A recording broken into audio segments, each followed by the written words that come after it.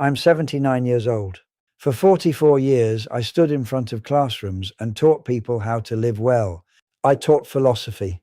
I taught ethics. I taught the meaning of a good life. My students called me wise. Universities gave me awards. Books quoted my words.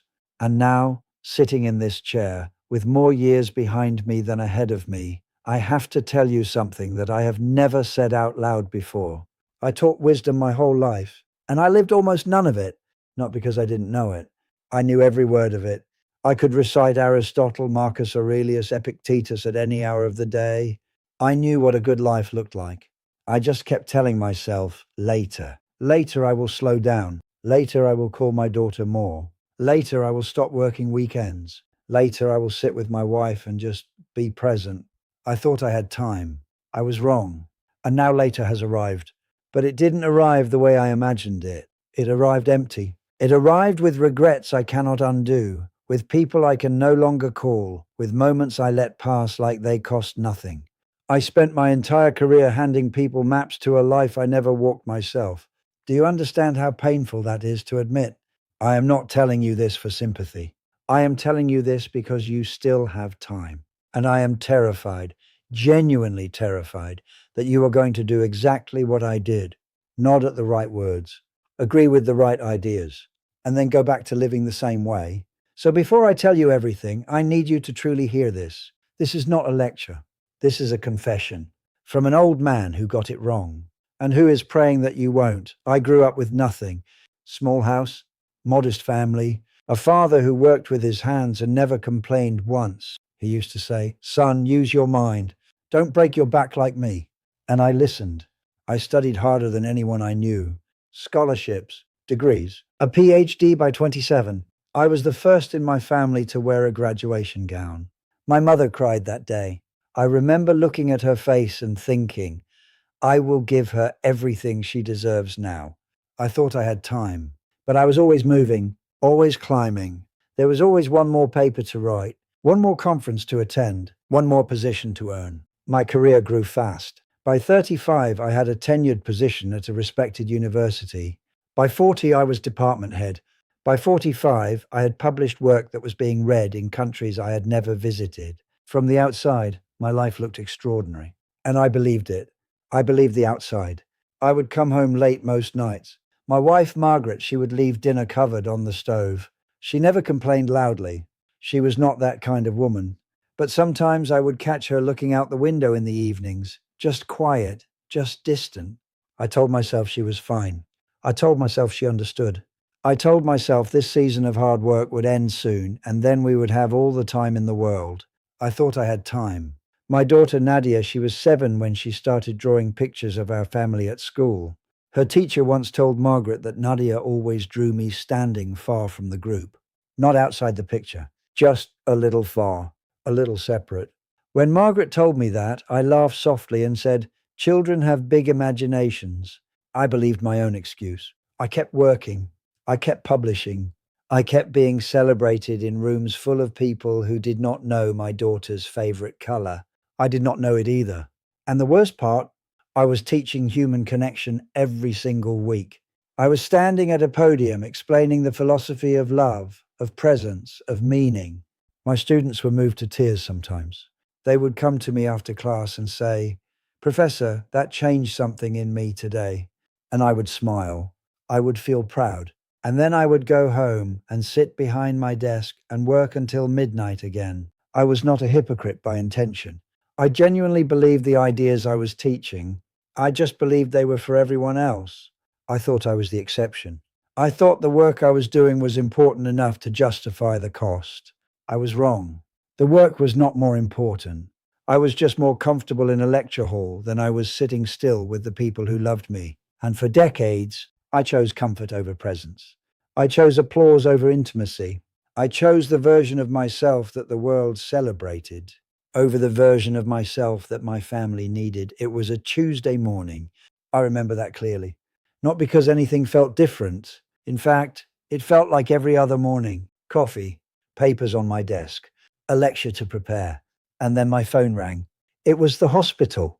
Margaret had collapsed at home, alone. She had been lying on the kitchen floor for almost 2 hours before a neighbor came to check on her. 2 hours. And I had been 20 minutes away, preparing a lecture on the importance of being present for the people you love.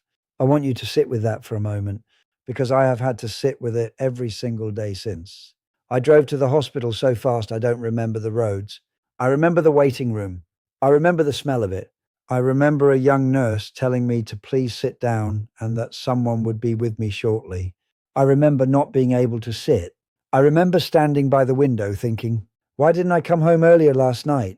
Why didn't I have breakfast with her this morning? Why did I always think there would be more mornings? I thought I had time.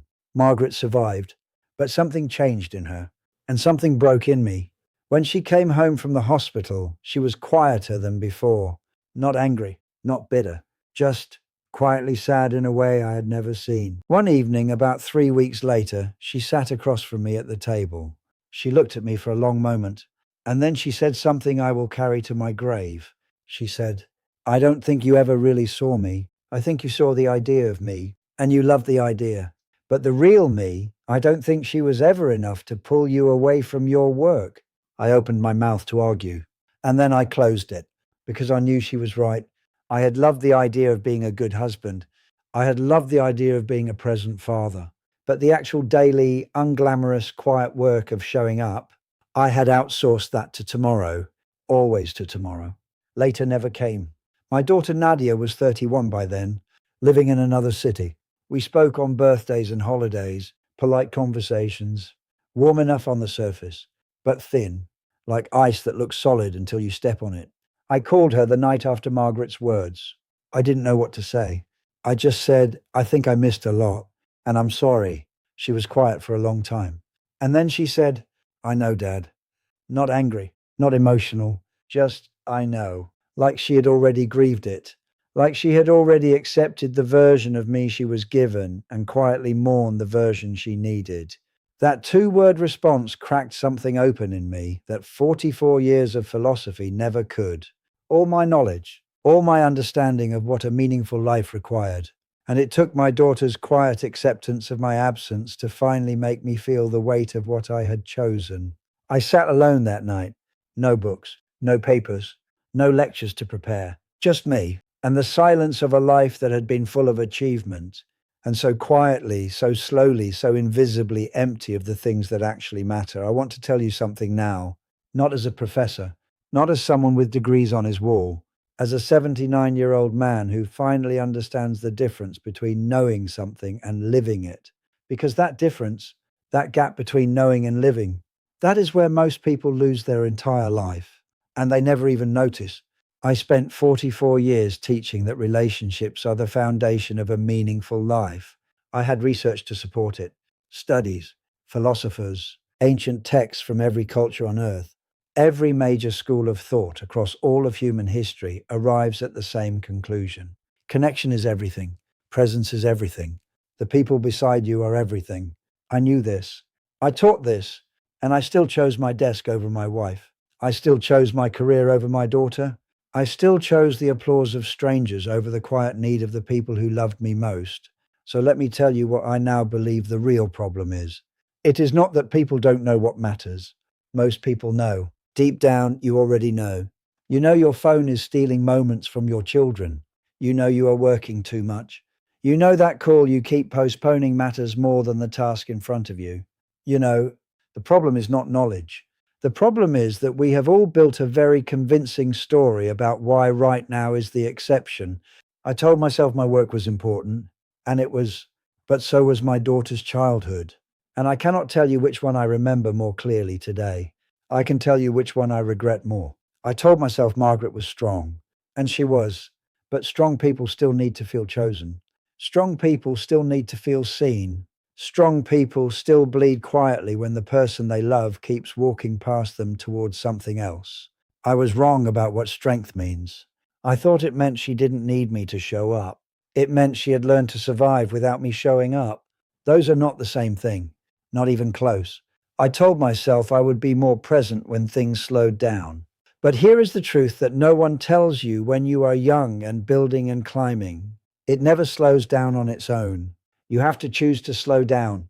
And every single day that you don't choose it is a day that is gone, permanently, irreversibly gone. I thought I had time. I was wrong. And this is the lesson that I failed to live even while I taught it. Time does not wait for you to feel ready. Life does not pause while you finish one more thing. The people you love are not going to stay frozen in place until you finally decide to turn toward them. They are aging. They are changing. They are slowly, quietly adjusting to your absence.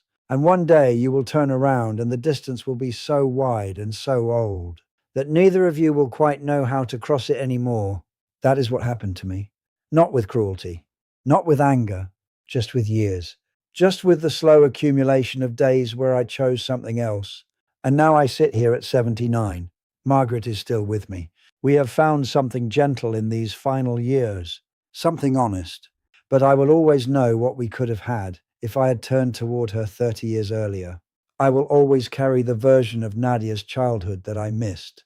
Not because I was a bad man, but because I was a distracted one. Because I kept believing the lie that the important things could wait. They cannot wait. They never could. Later never came. And it will not come for you either. Not unless you decide right now that today is not the exception. That the people beside you are not the things you get to after everything else is done. They are everything else. They were always everything. I am talking to you now. Not to a crowd. Not to a classroom. To you. The person watching this at whatever hour it is. Whatever is happening in your life right now. I need you to hear what I'm about to say. Not with your mind, with something deeper than that. Because your mind will agree with me and then find a reason to go back to exactly what you were doing. That is what minds do. That is what my mind did for 44 years. So hear this somewhere deeper. You are not going to live forever. I know you know that. But you are not living like you know it. You are living like there is an endless supply of tomorrows waiting for you. Like the people you love will always be one phone call away. Like your children will always be young enough to need you. Like your parents will always be alive enough to hear you say what you should have said years ago. They will not. I promise you, they will not. I thought I had time. I was wrong. And the cruelest thing about time is that it does not announce itself when it is ending. It does not send you a letter. It does not tap you on the shoulder. One day, things are simply different.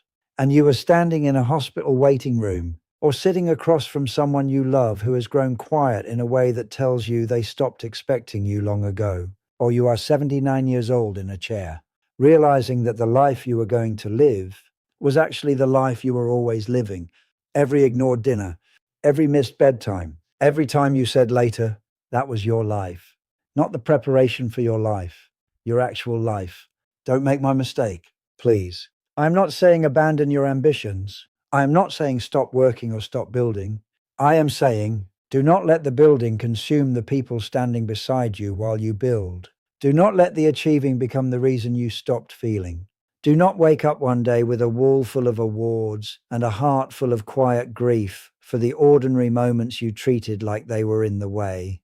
They were not in the way. They were the way. The Tuesday evening dinners, the slow morning conversations, the phone calls that had no agenda, the times someone needed you to simply sit beside them and say nothing. Those were not interruptions to your important life. Those were your important life. And I traded them, slowly, casually, confidently, because I thought I had time. Later never came. And I was wrong. So here is what I want to leave you with. Not a theory, not a framework, just this. Tonight, when this is over, put down whatever is waiting. Turn toward whoever is near, not tomorrow, not after one more thing. Now, because the person beside you is not guaranteed. The moment in front of you is not guaranteed. And you are not guaranteed either. We are all just passing through. The only question is whether we were present while we did. I was not present enough, and I have to live with that. You still have a choice. Please, choose differently than I did. Don't make my mistake.